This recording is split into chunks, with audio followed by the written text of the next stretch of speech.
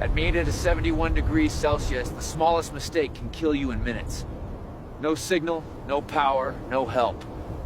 I can't feel my fingers, but I have to make it to that cabin.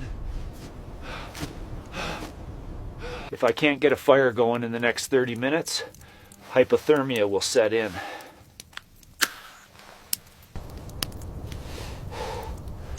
At this temperature, even the fire has to fight to survive. The temperature outside has hit -71 degrees Celsius. This wooden cabin sounds like it's about to fall apart.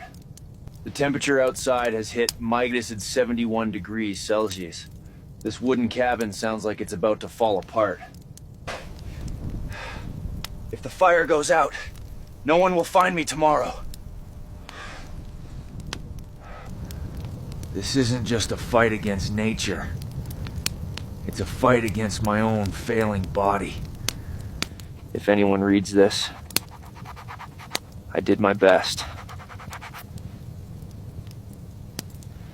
I survived the first night, but the cold isn't letting up.